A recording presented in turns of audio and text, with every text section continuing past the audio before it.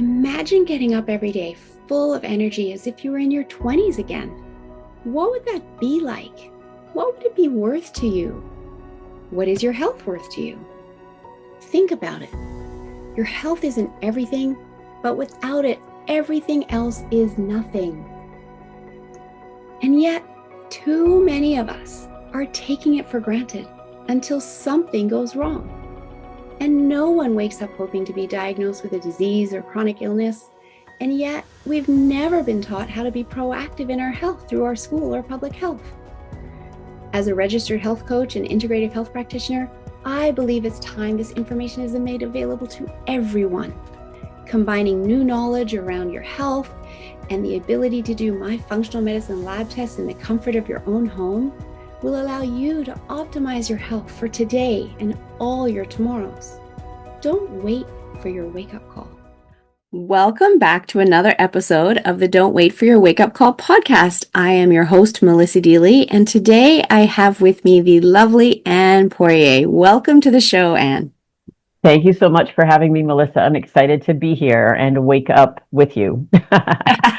Yes, and wake up many people listening as well, right? That's right. So I just want to introduce you to the audience. Anne is a nationally recognized body image expert, certified intuitive eating counselor, and author of The Body Joyful, My Journey from Self-Loathing to Self-Acceptance.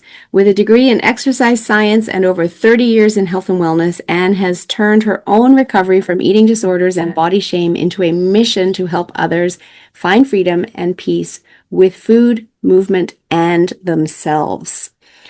So, there's always that story behind for so many of us in the health and wellness industry. And we come through the struggles, we learn what we need to know, and then set about helping others shorten their journey so that they don't have to have all the pitfalls that we've had.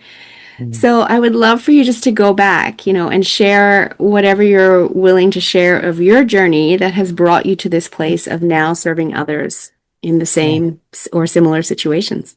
It's so true. A lot of times our past leads us to our purpose, and that is exactly what happened to me. It comes to everything is happening for us, right? Because we need to learn something through that process. Correct. And I was a slow learner. And the great thing is the universe doesn't give up on us. Our unconscious mind doesn't give up on us. We keep having lessons until we learn it. And now you have, and now you can help others. So yeah. I grew up in a household where, my parents had a scale in the bathroom and weight was, very talked about. I was described as a chubby little baby and stocky and sturdy and a bull in a china shop. Like those were my first messages, as a child. Yes. And then just looking different than the other kids. And those first messages do become deeply programmed in our unconscious mind. Yes. So I internalized a lot of those messages, and moving just kind of as I moved up in school in the time between the end of elementary school and the beginning of middle school was when a lot of things kind of came together. My brother and his friends had started calling me by a nickname. I went to my annual physician's visit and the doctor marked my little weight on a chart and then proceeded to tell my mom that, you don't want her to gain any more weight. And so food rules started at home and there were different foods for me and my brother. We were both adopted, so we looked very, very different.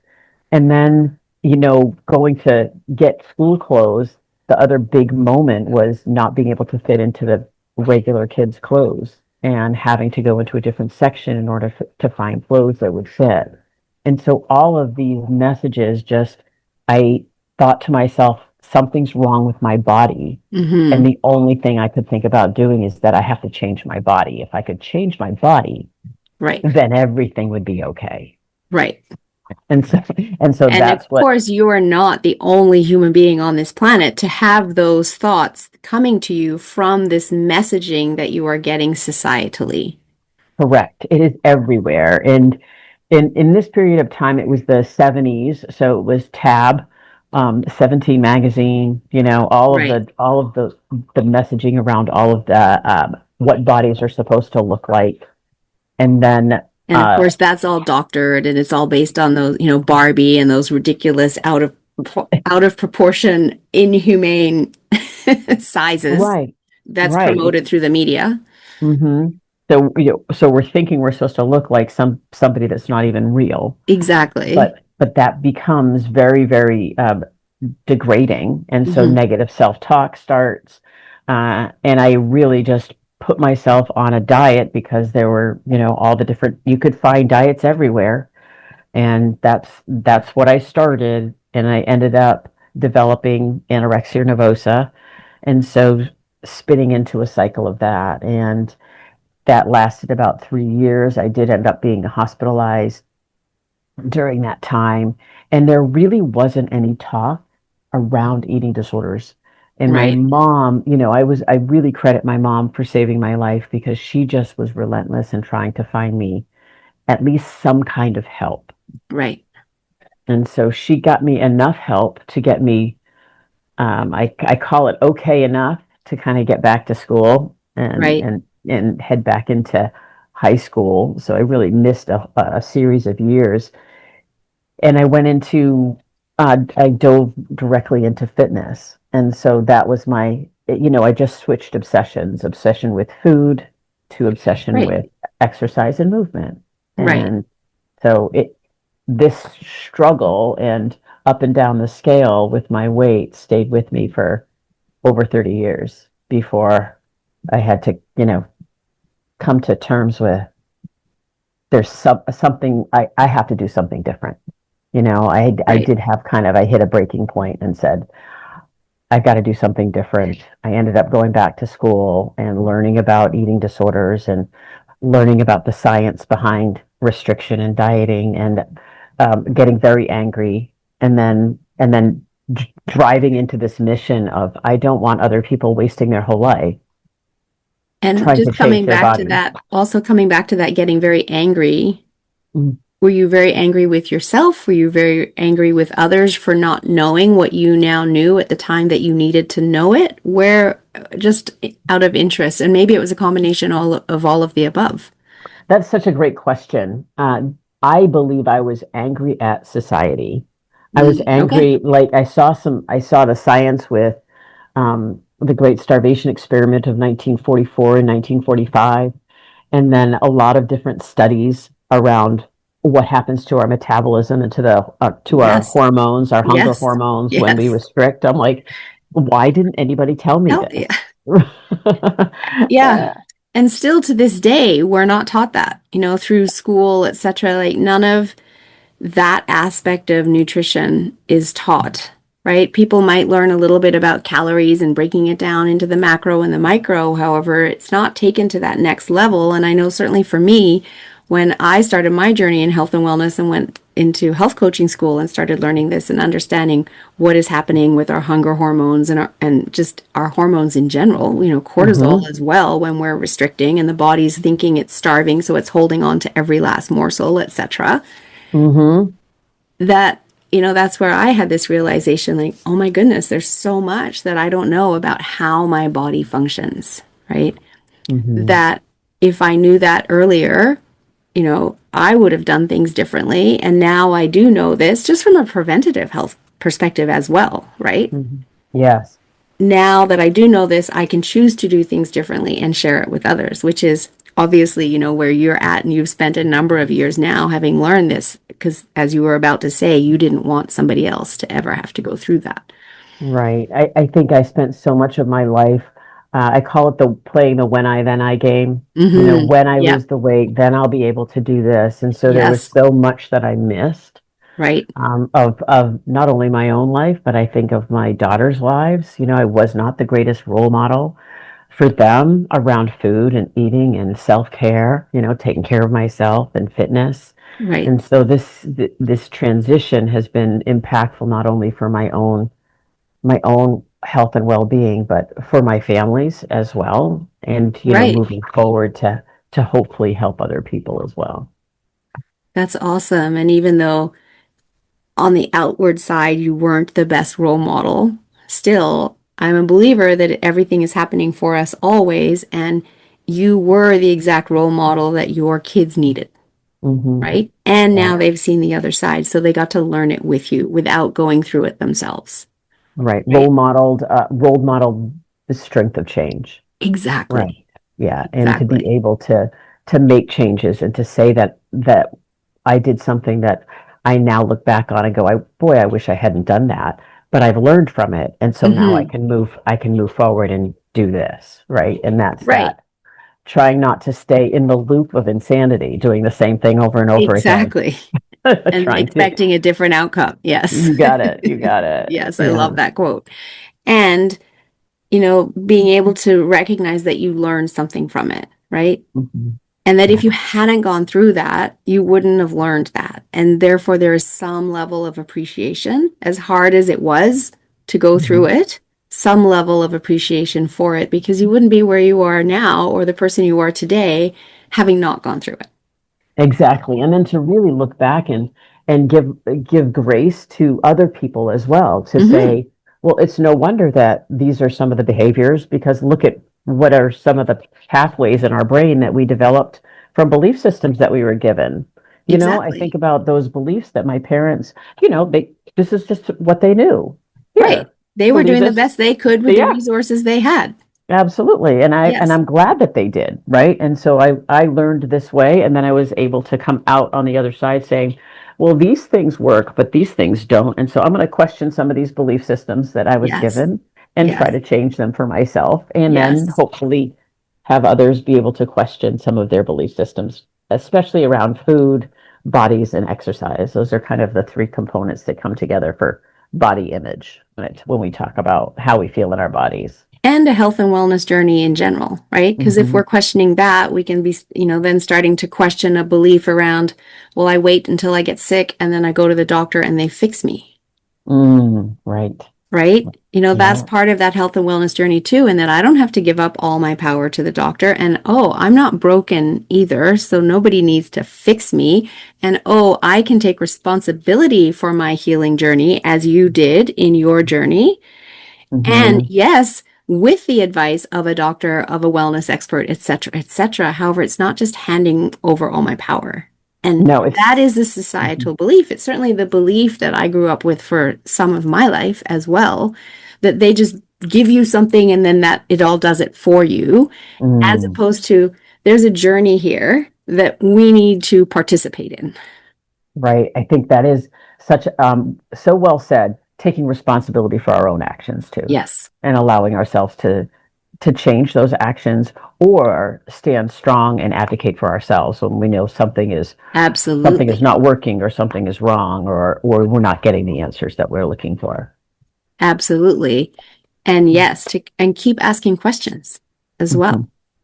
Hmm. Right. Like I had a doctor say to me fairly recently, and this doctor looked like he was maybe 40.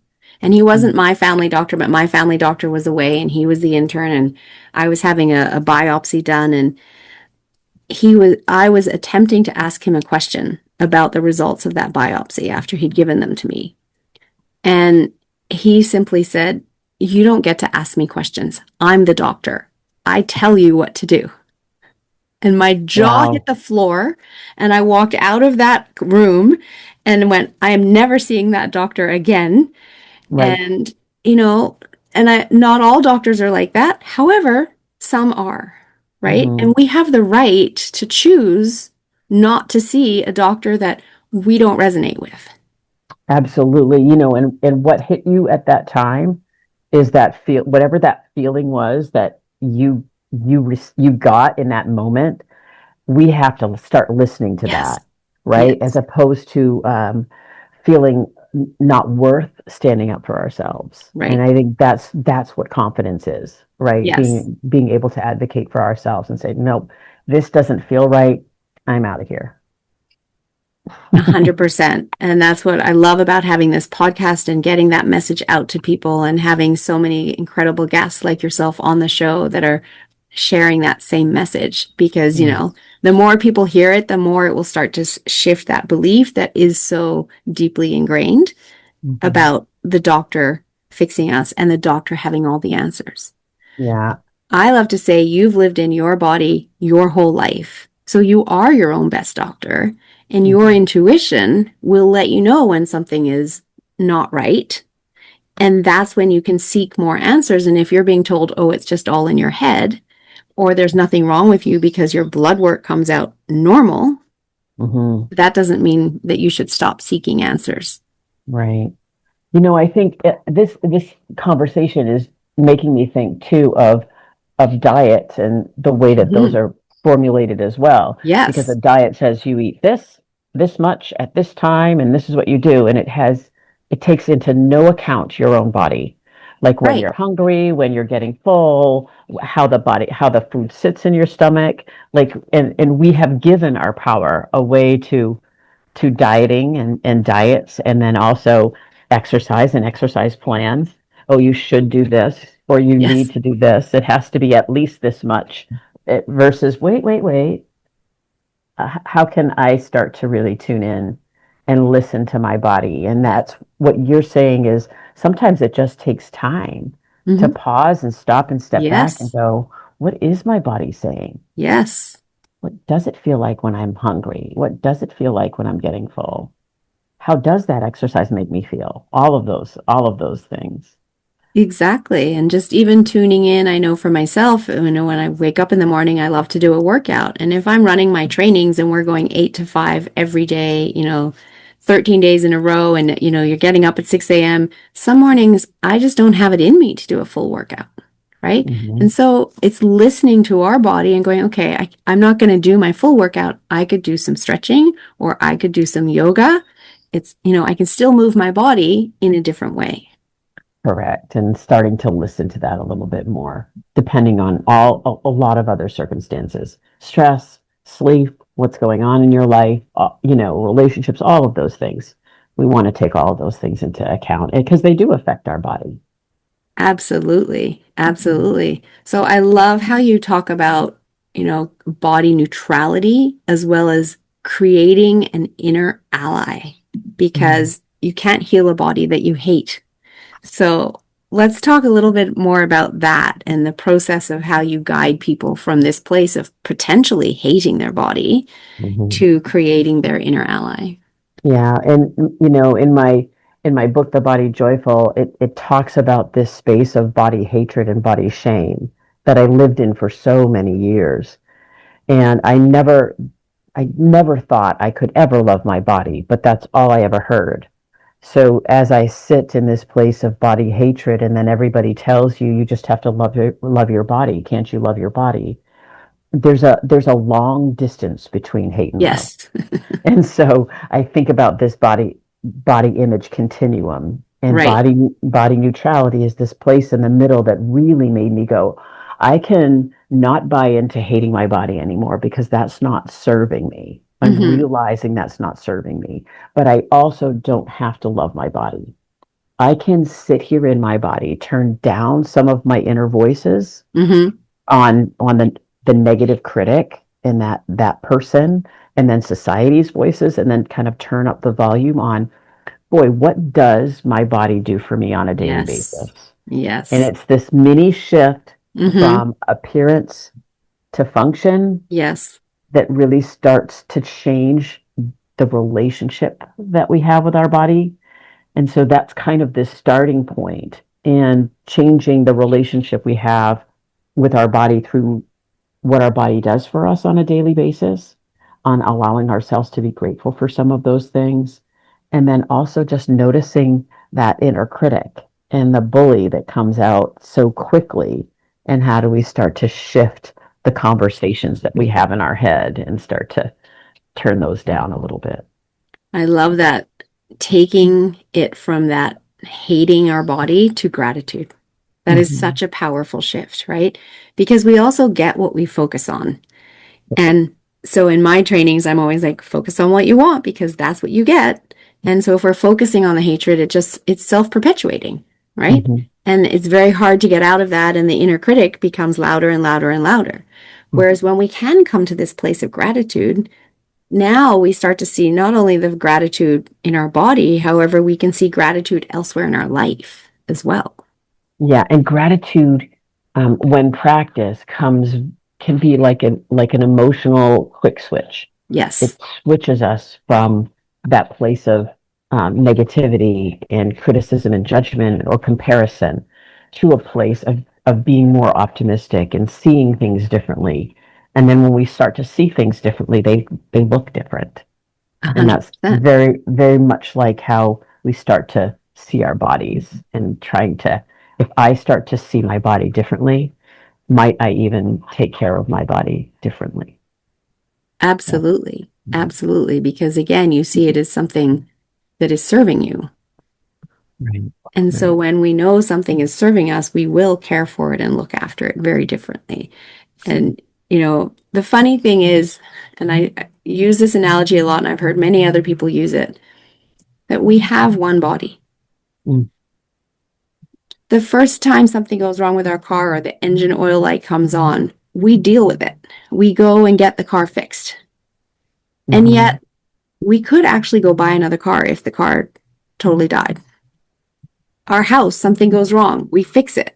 We could potentially go buy another house. And yet, with our own body, we ignore the engine oil light coming on.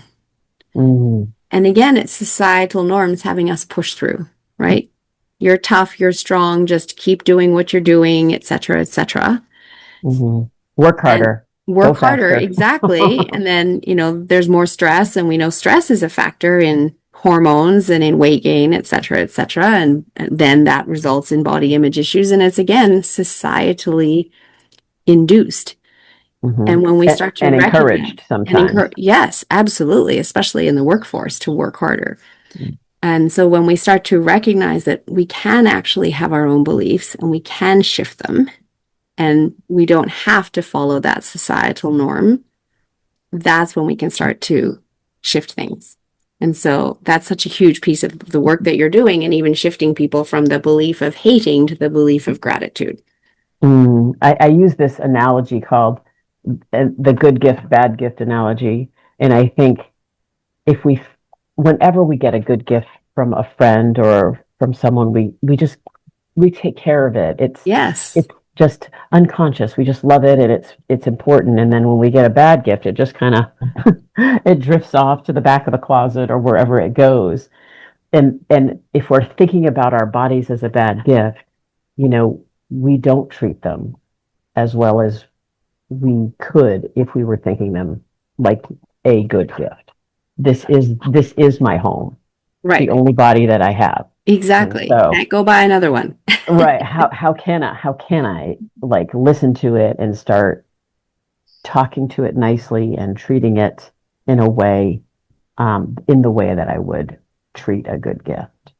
And this comes full circle to what we're talking about, advocating for yourself and listening to yourself, and that you are the best person to know about what's going on in your body.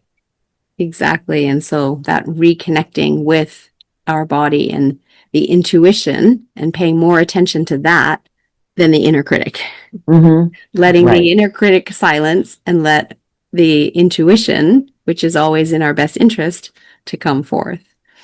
So, on your journey of all of these years, did you also fall into that trap of yo-yo dieting? You lose the weight, you gain the weight, you lose the weight, you gain the weight. Back and forth and back and forth over and over and over again. Compulsive exercise. I had a couple of uh, in my late 20s, and then right around 40, I had two kind of dips back into eating disorder behavior. And it really wasn't until my body broke down that I realized I had to do something different because I was always overcompensating. Right, Exercise was punishment, for food that I ate or food that I didn't eat. So it was either restricting or binging or over exercising. It was always this cycle of, and regardless, my body was never good enough. right. And it was a constant. It took up 95% of my brain space or more, Yes. right? That was all I Mm-hmm. was thinking about, Mm-hmm. was counting and calculating and then beating myself up over what I did or I didn't do. Right. And so it was only when I started to be quiet that I could start to hear myself. And I was kind of forced into quiet with by my body breaking down and not listening for many, many years until I kind of had to listen. And when I ended up having to have a knee replacement and I was sitting in recovery, plotting my revenge, getting back in there, that's when I actually slowed down long enough to say, you know what? You've been doing the exact same thing for your whole life. I was doing a lot of journaling. Journaling helped me really process through a lot of my inner critic, a lot of my own thoughts, a lot of those belief systems and seeds that I had planted a long time ago, and come out the other side saying, I want to do differently. I want to be better for my family and for myself.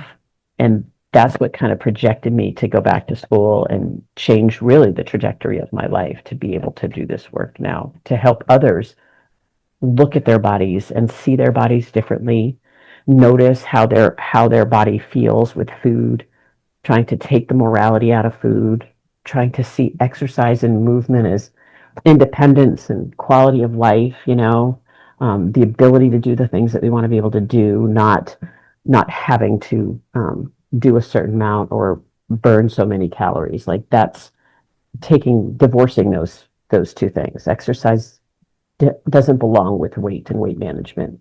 We want to look at it differently.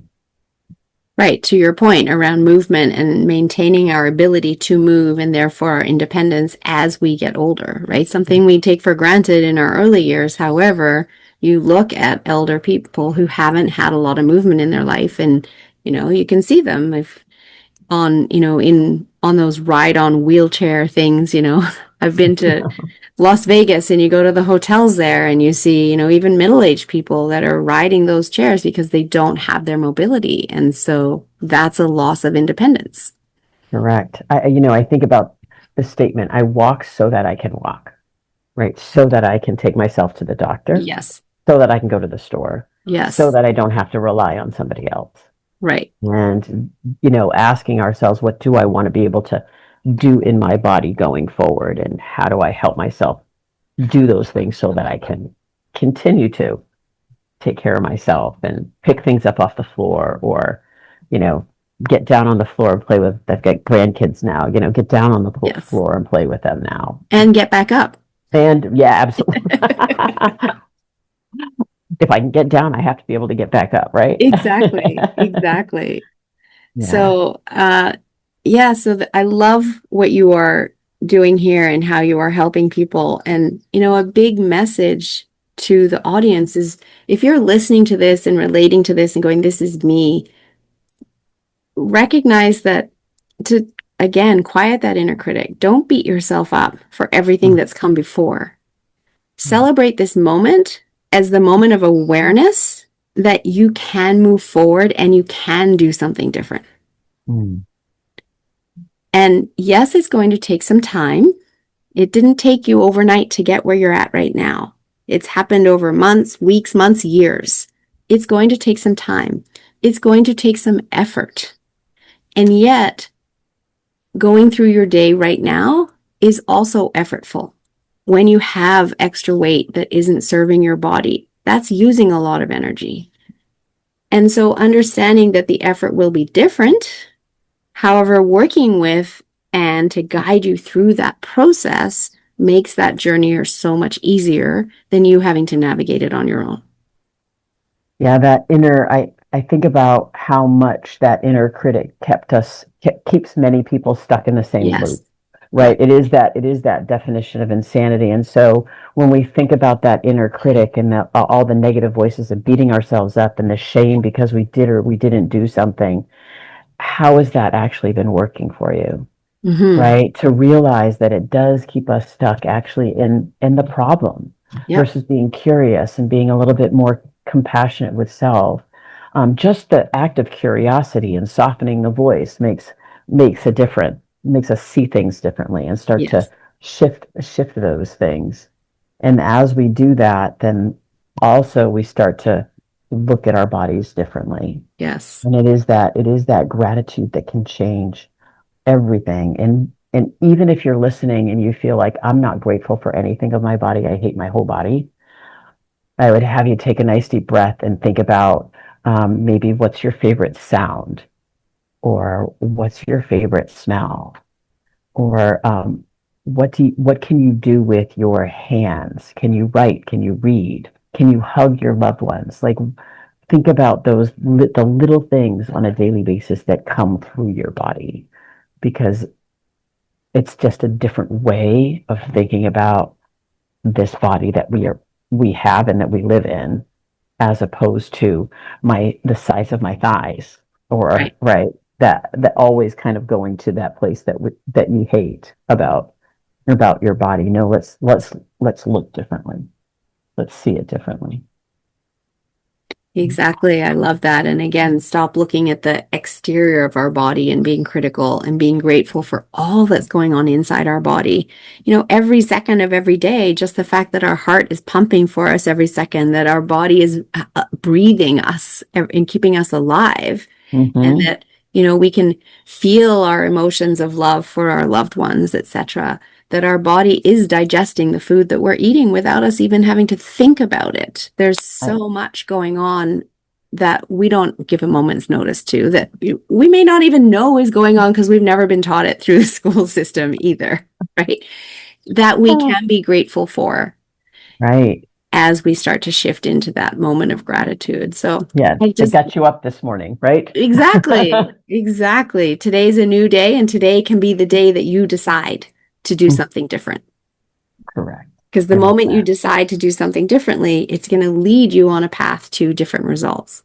Yeah. And, maybe that decide to do something differently is to reach out to Anne. And in a moment, I'm going to ask her how you can do that. However, before we go there, what I also love to ask every single guest on the show is, what does "don't wait for your wake up call" mean to you? Well, I think your audience probably already knows, but don't wait to change your body to start living your life. How do you step in and appreciate this body that you have right now, regardless of where it's at, and start to say, okay, well, this is where I am. What can I do? What can I control? How can I start to listen to myself, or listen to my body, or listen to my words, and start to make some changes, versus when I lose the Yes. weight, then I'll Yes. how do we start to live in the body that we have today? I call it your here and now body, because this is here and now. This is It where you is. are. So Yeah, let's start here and then move forward, as opposed to waiting till when, then. I think exactly. that, And right? That, it's so easy to get stuck in that when I, then I. However, that's all based on something external to us. right. And any healing, any change has to start internally. Paying attention to the intuition, paying attention to the thoughts, shifting the thought from hate to gratitude. And it's Right. the whole be, do, have, right? A lot of people are like, well, when I have that, I'll be happy. However, if I'm happy, then I'm taking the actions that are around happiness. And then guess what? I have happiness, right? When we start internally and make that choice to just show Right. up and put a smile on our face and be happy. And Mhm. again, I know listeners might be going, well, you don't know what my life is like, and da da da da da. And it is still a choice. And when Mhm. you are ready, you will come to realize that it is a choice, that you can do something differently today to move yourself forward. So Yeah. I love that, Anne. And you know what? I ask that question to every guest, and I've never had the same answer twice. So That's there's, I that's love great. every answer that I get for, what does that mean to people? So, yes, how can the audience reach out to you if there are people listening that are in your shoes where you used to be, looking for support, looking for help? How can they get hold of you? Well, you're not alone, number one. And I know that because I've heard story after story after story who have been very similar to the places that I've spoken about today. And if you just, I'll have Melissa drop it in the show notes. Anne Poirier at Linktree. that's probably the best place to go because it has all of my books. All of my books are there. It also has a free gift that I'm actually going to share with Melissa so that she can give to all of you who are listening. But that's probably the best place to find me. I have written 3 different books, and the first book is really about my journey and my journey out of this disordered eating and eating disorder body shame world. The second book is a book for 8 to 12-year-olds, and it is around body shaming and bullying and weight stigma. And so if you have people in your life in that age or people that you love there, this is a great book that shares the strength of inner self-talk at that age, which is where we really need it, right? It was a book to my 10-year-old. And then my I love latest that. book, yeah, my latest book is actually a workbook. It's called the Body Neutrality Playbook, which is all about building a better body image with lots of different activities and mindset shifts and questioning beliefs, and everything we've talked about today is all in that book to kind of really allow people to step towards a new future with their bodies, who is their partner and their ally. Yes. That's beautiful. And thank you so much for your generosity and sharing that gift. I do have all of that in the show notes for the listeners. And thank you for your time coming on the show and sharing your wisdom, your experience, your lived experiences in order to help and serve others so they don't have to struggle for the amount of time that you did. And love that you are here having overcome that struggle and how much stronger you are as a result, and looking back, knowing that those were the lessons that you needed to learn. So as we wrap this episode, Anne, are there any last words of wisdom that you would like to share with the audience? I think you said it best when you said that, our thoughts, I use the word choiceable, but they're changeable and choiceable. And so noticing them and then thinking differently about them can make the biggest difference moving forward. That's beautiful and so true, because our thoughts really do create our reality. And we can choose the ones that we pull down and ruminate on. We can't stop the flow of consciousness. We can pull down the happy thoughts and ruminate on them, or we can pull down the inner critic and ruminate. It's a choice. I like to let the inner critic float on by. I like that too. Well, thank you so much, Annie. And to the audience, thank you for always tuning in, having a curiosity that Annie talked about, wanting to know more about your health for yourself, for your family, for your loved ones. And if you know someone that is struggling with body image issues, with anorexia, with bulimia, Annie is your girl. Have them reach out to her, share this episode with them. And thank you so much for doing so. Your unconscious mind is powerful. It's the other 90% of your mind. And yet, you're not even taught about it at school. What if you could access the other 90%? It would be like driving the highway in 6th gear instead of 1st gear. That's what you're doing when you only know the tools of the conscious mind, the 10%. You're going through life in 1st gear. Are you ready to ramp up and go through life in 6th gear? Learn the powerful tools of your unconscious mind, healing trauma, clearing anxiety in minutes rather than weeks, months, and years. Join our next Meet Your Unconscious Mind workshop so that you can start to learn the power that you already hold within and the tools to access it. Look for the link to register in the show notes.